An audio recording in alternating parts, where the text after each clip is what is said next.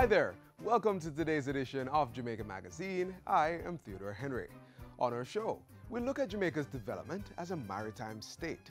Later, Jamaica Customs public awareness campaign on its services as well as the import and export requirements you need to be aware of. Plus, we'll explore opportunities for educational development through the Ministry of Labour and Social Security's path. Sit back and relax for these and more as we turn the pages of Jamaica Magazine.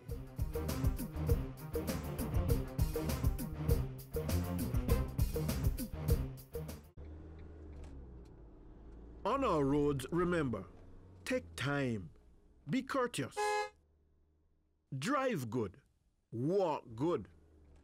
Don't drink alcohol and drive. Don't drive tired or sleepy. Don't tailgate and don't overtake unless it is safe to do so. And always drive at a speed which will allow you time to stop quickly and safely. Let's keep it safe on our roads.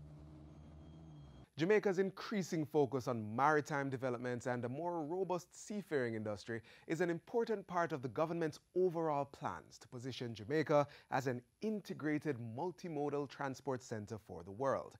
Progress is being made towards this goal, which promises a brighter future for our young people. Find out more in this feature. The seas call them home. Home.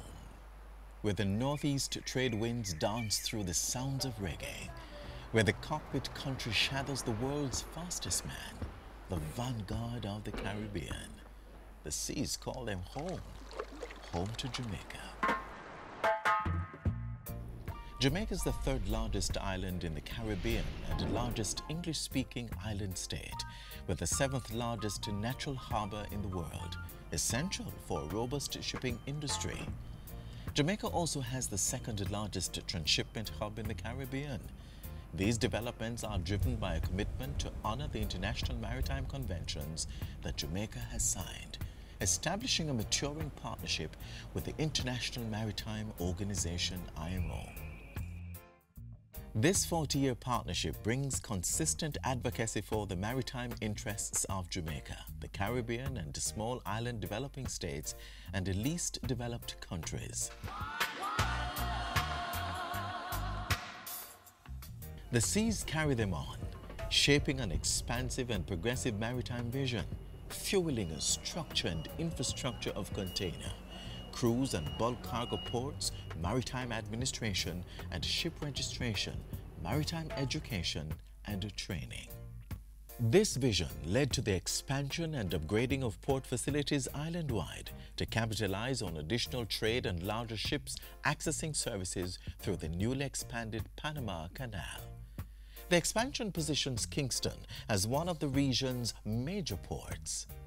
The Port of Kingston is also equipped to offer a range of maritime logistical services. For example, operating as the regional hub for vehicles delivered to 23 destinations in Central America and the Caribbean.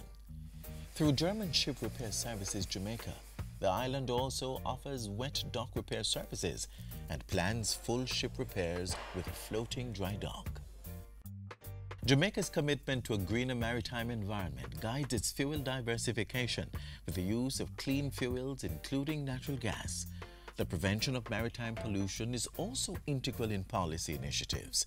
As part of this thrust, Jamaica is now acceded to the Ballast Water Management Convention 2004 and is also the lead partnering country in the IMO's Global Ballast Partnerships Program. Bunkering is another key element of Jamaica's position as a major shipping center.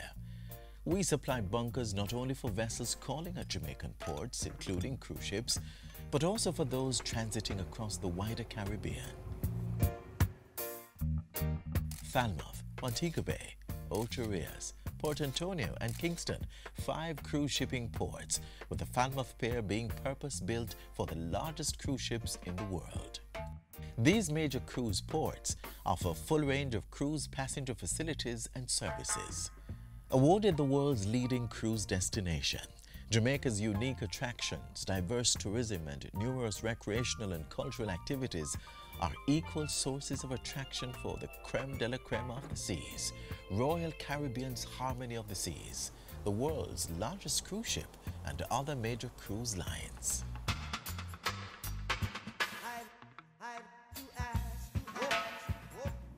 The seas sends them out. Seafarers and shipping staff trained in Jamaica for international service are key to Jamaica's success as a maritime state. The Caribbean Maritime University, CMU, is the sole IMO-recognized maritime training institution in the English-speaking Caribbean for the training of officers. The CMU is now poised to satisfy the region's demands in the expanding maritime and logistics sectors with the opening of 5 satellite campuses. Through partnership with the Technical Cooperation Division of the IMO, Jamaica helps countries in the region meet their obligations under the International Convention on Standards of Training, Certification and Watchkeeping for Seafarers. Jamaica has also chaired for 10 years at the IMO, the organ responsible for the international rules for standards of training for seafarers. Jamaica is committed to reducing substandard shipping in the Caribbean. To meet this objective, the island has hosted the Secretariat of the Caribbean Memorandum of Understanding on Port State Control, CMOU, since 2004. In addition, Jamaica is host to the International Seabed Authority. 25 states now have permanent missions to support the regulation and control of all mineral-related activities of the authority. Partnering with the IMO Program of Integration for Women in the Maritime Sector, Jamaica has helped to mobilize maritime women in the region and strengthened their contribution to the safety, security, and environmental protection of the maritime industry. Jamaica has also hosted the inaugural Regional Women in Maritime Association WEMAC conference. Its executive is led by a cohort of strong female leaders, including its first president, a Jamaican. The seas carry them through. Jamaica's long-standing advantages, highly developed shipping expertise, and a skilled and educated workforce has seen our maritime sector blossom into an invaluable resource for the Caribbean and the region. A maritime state, a maritime home, bridging the IMO with the Caribbean and the Americas. Let's get together and feel alright.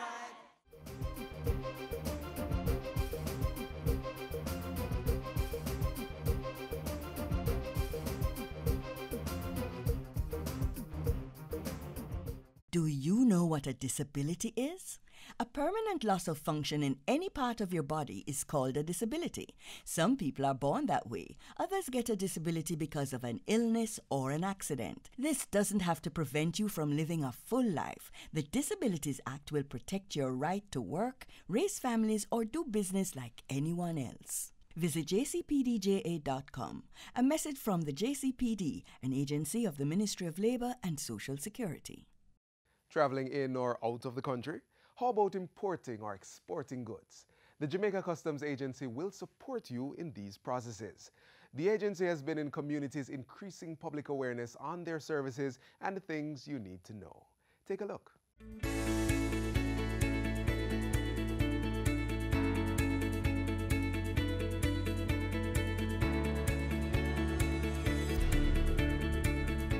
The Jamaica Customs Agency, JCA, recently hosted the first of several visits across the country.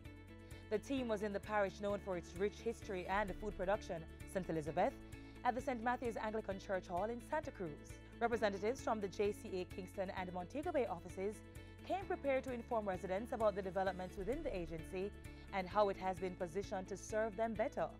These engagements are in keeping with the Jamaica Customs Agency strategy to expand their reach through public education. The main topic for discussion was import categories and the documentary and procedural requirements for all import classes. So, it's tradition for Jamaicans who visit foreign countries to pack a barrel with personal items and gifts for family and friends. These are classified as personal imports. Items not manufactured for commercial use, imported for our personal use. What are we talking about? As you see there, food, clothing, household appliances, furniture, sofa, or a TV. What are commercial goods? Commercial goods are goods that are sold or traded, or it could be considered to be goods that are imported, of course, and for resale to the general public. Commercial goods can also be classified as goods to be used in business activities. Charitable goods are meant to be charitable goods, goods that are donated to an institution and not goods that are benefiting to any individual or organization for any income. Charitable purpose includes prevention or relief of poverty, the advancement of education, the advancement of religion. Charitable imports are afforded 100% waivers on import duties, GCT, special consumption tax, stamp duties, and only 50% of customs administrative fee is applied. Full import duties, environmental levies, and GCT is applied to motor vehicles, however. Can you put your bag on the dresser for me, please, to do an examination? And what is this I'm seeing here? This is a turkey?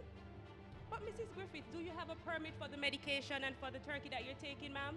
Agricultural produce, pharmaceuticals, chemicals, firearms, fireworks, human remains, and drones are on the list of restricted items and will require a permit from the respective organizations. These include the Ministries of Agriculture, Health and National Security, Pharmaceutical Regulatory Affairs Division, and the Kingston and St. Andrew Health Department. The JCA makes special arrangements for returning residents and students, deportees, and even the deceased. In order to make use of these arrangements, one must have the necessary documentary evidence to support claims of residency outside of Jamaica for 3 or more consecutive years. Qualified applicants can only benefit once from these concessions. Recipients of imports should collect shipping documents from an agent and present these along with a valid ID and a tax registration number TRN card to a customs supervisor. For those of us who are travelers, when we come to the airport, right? One of the things that we think about first of all, and we always want to ensure that we have, is what? The PD form, the yellow form, the C27 form. The form is the document on which allowances are appropriated. This too should be presented to a customs supervisor. Travelers 18 years and older are entitled to this duty-free allowance form. The Jamaica Customs Agency has a wide cross-section of clients, and as such, they have implemented the Asikuda system, which allows for a faster, easier, simpler, and more business-friendly environment. The system makes it possible to process transactions electronically. These transactions include application for licenses and permits, automated approval, online payment, and automated risk assessment. The agency also facilitates a door-to-door delivery system, which is a simplified process for small shipments. You can stay right here and have your shipment cleared without you traveling to Kingston or traveling to Montego Bay or traveling to St. Anne. The meeting was very interactive and allowed for a question and answer section. I have a truck on the wharf. I ship it here. And for instance, no one contacts me.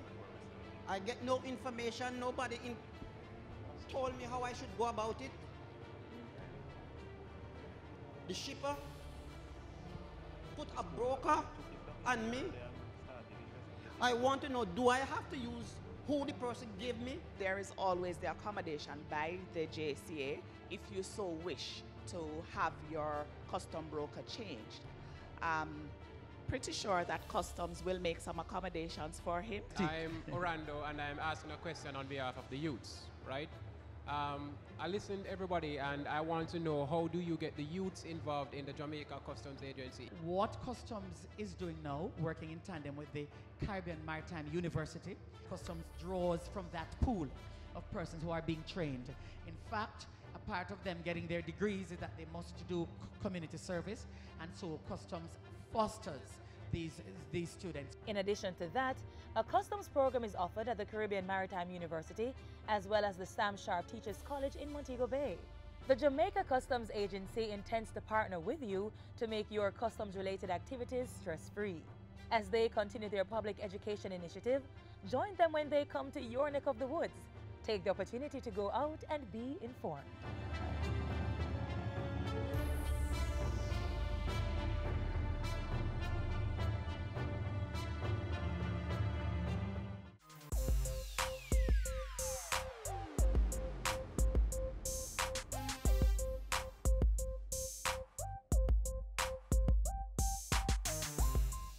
Parents, how do you think your children feel when they are beaten? I feel so sad when my mother beats me. It makes me feel so angry. I feel embarrassed, and I feel like you just don't care. It has been proven that coercive parenting is directly linked to the aggression your children are displaying in schools. The National Parenting Support Commission is imploring you, parents, rethink your actions. Stop beating your children. A message from the National Parenting Support Commission in collaboration with Ministry of Education, Youth and Information for improved safety and security in schools. One of the most feasible ways of breaking the cycle of poverty is without a doubt to become educated. While being poor and getting there is a challenge, the government has been ensuring that opportunities are available for educational development through the Program of Advancement through Health and Education, also known as PATH. Learn more on this path to a better future in our next feature.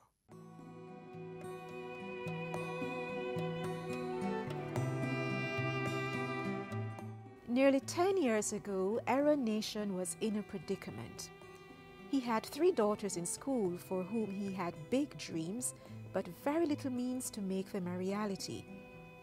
As a security guard, he was earning a minimum wage, and his wife was unable to work due to an illness. Even sending his girls to school and providing for his family's basic needs was a challenge. What was he to do? The answer came from a colleague. I was introduced by one of my co-workers one night while we was at work, and she was telling me how she benefit with her 3 children. So I found it interesting, so the very next day I went to the office and applied, and they gave me a form and complete the form and take it back to the office with information on it. And then after that, one of the social workers visited the house to confirm the information that was given on the paper. And then I was being informed that I was being enrolled on the program. What Aaron's co-worker introduced him to was the Program of Advancement through Health and Education, PATH. It's a cash transfer program funded by the Government of Jamaica and the World Bank. Since 2002, PATH has been offering assistance to thousands of parents like Aaron. It helped my children them throughout school, especially the lunch program was good for me, because all I need to give them was $300 each day to pay their fare and $100 to buy drinks, because they get a meal every day. With the monthly stipend PATH offered, plus the meals provided under the school feeding program, Aaron was empowered to ensure his girls never missed a day of school. He was finally able to put them on track for the bright future he dreamed of. Compliance in attending school is a requirement of the PATH program. So if you do not attend school every day, the benefits are cut. You can lose them if the children are not attending school. So I believe that that is one positive contribution that it has made, where besides giving the assistance, that it has said that there must be compliance in school attendance. Aaron's eldest daughter, Nicole, is grateful for PATH's support. She credits it with putting her well on the path to fulfilling her dreams of being a medical doctor. She's now an intern at the Spanish Town Hospital. I began the PATH program when I was at Montego Community College. I was just starting college, and so my father received the monthly stipend to assist our household. The PATH program became a more fundamental part of my educational journey when, during my last year of medical school, I received a grant of $100,000 to help finance my tuition. Nicole's sister Marielle, who is now a trained teacher, also got help from PATH towards her tertiary education. As soon as she was 18 years old, I went back to the office, complete the forms. They gave me a grant of $50,000, so I used it to help pay the school fee at Sam Sharp Teachers College. And then in the final year, I saw one day in the newspaper when it came out that final year student would be granted $100,000. So I have 2 children who was on their final year. Now, only one of the nation's sisters remains on the program at the secondary level. Just like the nation's sisters, PATH has enabled many students to shine from the primary to tertiary levels. PATH students have excelled. There's a youth ambassador program in the PATH program, and 16 persons were awarded at a function we had recently, the Mona Visitors Lodge. And in those 16 youth ambassadors, I mean, that's such a positive story. There was one medical doctor, there was an attorney, linguists, teachers, persons who have truly excelled and who can speak of the benefits of the PATH program. Nicole was one of those bestowed the prestigious title of Youth Ambassador. Being a youth ambassador, it is a privilege, it is an honor. I view it as a critical role, especially in helping to move Jamaica forward. We are an inspiration, we are motivation, we're there to drive students and say, hey, you can achieve not just a high school education, but also a tertiary education. We will be going to visit schools, we'll be on the devotionals, we'll be encouraging students. Take the money, take the lunches, take whatever PATH provides for you and make it your own. Do your best in school, get an education, and the sky's the limit. In addition to providing a monthly stipend, feeding young beneficiaries and providing school grants, PATH provides several other benefits for students and their parents. We have the Steps to Work program, which is a program that allows the parents of the children to become gainfully engaged, whether at shops, setting up shops, rearing pigs, rearing chickens, so that they, in time, can come off. It's the graduation strategy to get people off of PATH, because of course you don't want people to remain on PATH for the rest of their lives. Students also receive money for transportation to school, and those at the secondary level are able to sit 5 CSEC subjects free of cost, enabling them to meet the minimum qualifications for acceptance to university. And there are plans on the horizon for the monthly family stipend. We have been looking at, and it's going to come through, increasing the benefits that we pay. I would encourage any parents to try and don't let it go by, because it's a good program and it can really assist you through education. So if you're really serious about education, please stick to the thing, because it can work, because it works well for me. Not just well, but very, very well. In addition to students, PATH beneficiaries include persons 60 years and over who don't receive a pension, persons with disabilities, pregnant and lactating women, and poor adults 18 to 59 years of age. If you need more information on the PATH program, contact the Ministry of Labour and Social Security at 922-9500-14 or visit their website mlss.gov.jm.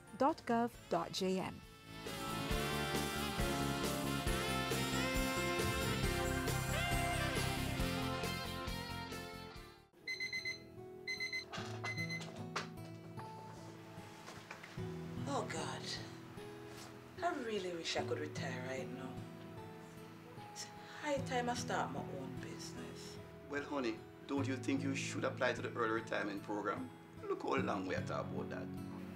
You know, you're right. The SERP is for eligible government employees between 50 and 59 years old. Speak with your HR department or see the press for details. Deadline extended to February 28. Apply today. And now for some of the top stories in our news this week.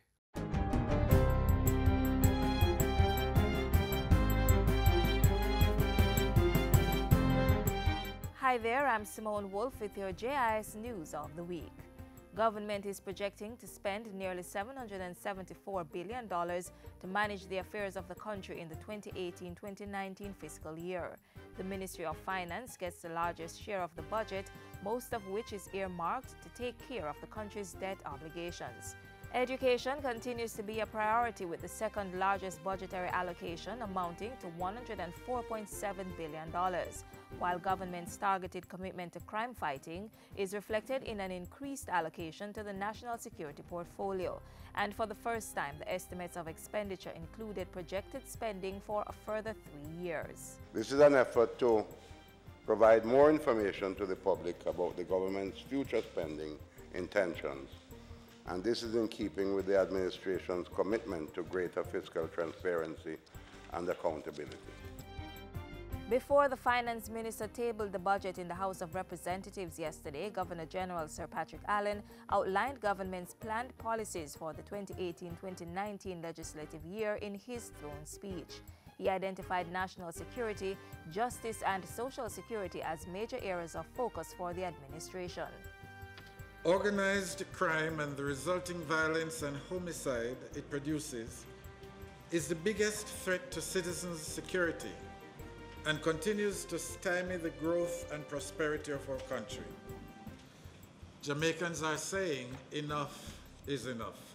The administration's program will contribute to the achievement of a modernized justice system that Jamaicans deserve, starting with reducing the backlog of indictments and summary matters in the parish courts, improving the delivery of the justice services in 8 additional parishes through justice centers by 2019, and establishing the single anti-corruption agency. It was also revealed in the throne speech that the National Housing Trust will be starting construction on 6,369 homes in the 2018-2019 fiscal year. The NHT is also planning to complete and deliver another 4,734 housing units, which are already in development. Through greater access to funding and the creation of more housing solutions to the market, the National Housing Trust will continue to make home ownership a reality for more Jamaicans in 2018-2019. In other news, Jamaica and the Gansu provincial government in China have signed a framework agreement for the development of a $6 billion industrial park and special economic zone at Nain in St. Elizabeth. The agreement was signed on Thursday at Jamaica House and followed a courtesy call with Prime Minister Andrew Holness. Parliament has extended the zones of special operations in Mount Salem, St. James and Denham Town, Kingston by another 60 days. Prime Minister Andrew Holness says the additional time is necessary to allow for the intensified delivery of social services and infrastructure investment, which have already commenced. These efforts have already begun to yield important results and have largely been supported by the community. Meanwhile, a contract has been signed to build 24 studio units and 4 two-bedroom units at a cost of $72.1 million in Denham Town. This government has placed great importance on the provision of affordable housing. It is a commitment of the Prime Minister and the entire Cabinet colleagues. Just for the low-income workers as well as the young working professionals. It was well known that we have already indicated that Housing Trust was not providing any solution for nearly 60% of their contributors. We want to reverse that and turn it upside down. Government has launched a $5.9 million incentive program to increase secondary school attendance by students benefiting on their path. Dubbed School Days Count, the 2-year initiative will be rolled out between February and April 2018 in 34 institutions that have below 70% attendance levels. 10 scholarships will be awarded, each valued at $250,000, payable over 3 years to grade 11 students continuing their education at the tertiary level in September 2018, based on school attendance and performance criteria. And those are some of the stories making news this week. I'm Simone Wolf.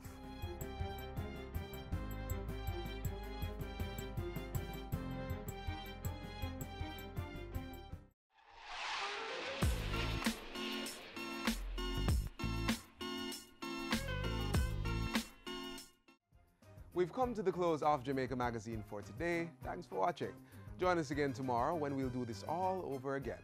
Until then, you can click online at jis.gov.jm and visit our YouTube channel to get the latest government information.